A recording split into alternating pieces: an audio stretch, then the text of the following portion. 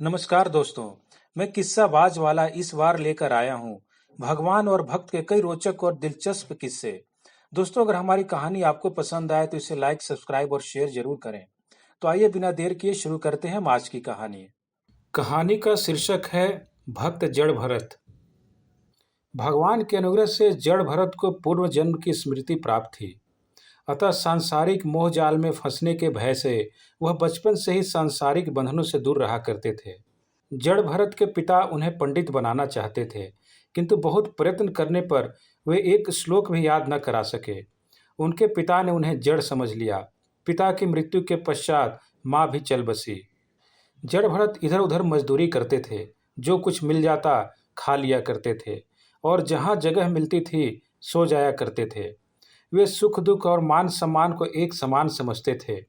भाइयों ने जब देखा कि उनके छोटे भाई के कारण उनकी अप्रतिष्ठा हो रही है, तो उन्होंने उन्हें खेती के काम में लगा दिया।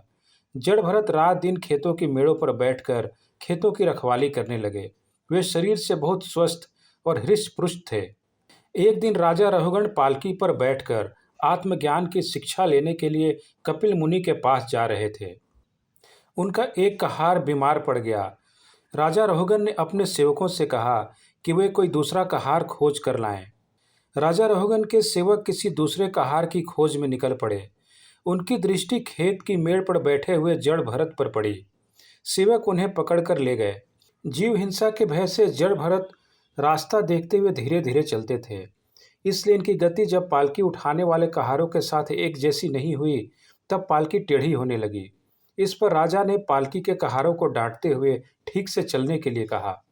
कहारों ने कहा, हम लोग ठीक से चल रहे हैं, यह नया आदमी ठीक से नहीं चल रहा है, इसलिए पालकी टेढ़ी हो जा रही है। इससे राजा रहुगण को झटका लगता था, उन्हें कष्ट होता था। राजा रहुगण ने जड़ भरत को सावधान करते हुए कहा, क्यों भाई, तुम ठीक से क्यों नहीं चलते? देखने में तो हट्टे कट्ठे मालूम होते हो, क्या पालकी लेकर ठीक से चला नहीं जाता? सावधानी से मेरी आज्ञा पालन करो, नहीं तो दंड दूंगा। राजा रहुगण जड़ भरत के वास्तविक स्वरूप से अनभिज्ञ होने के कारण उन्हें बुरा भला कहने लगे। जड़ भरत राजा की बातों को शांत होकर सुनते रहे। अंत में उन्होंने मुस्कुराते हुए कहा, आप शरीर को दंड दे सकते हैं, पर मुझे नहीं दे सकते। मैं शरीर नहीं, आत्मा हूँ। मैं दंड और पुरस्कार दोनों से परे हूँ। दंड देने की बात ही क्या, आप मुझे छू भी नहीं सकते। राजा रहुगण में श्रद्धा तो थी ही, वह समझ गया कि यह छद्मवेश में कोई महात्मा है।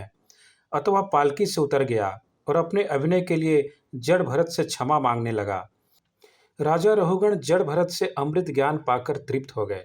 धन्यवाद।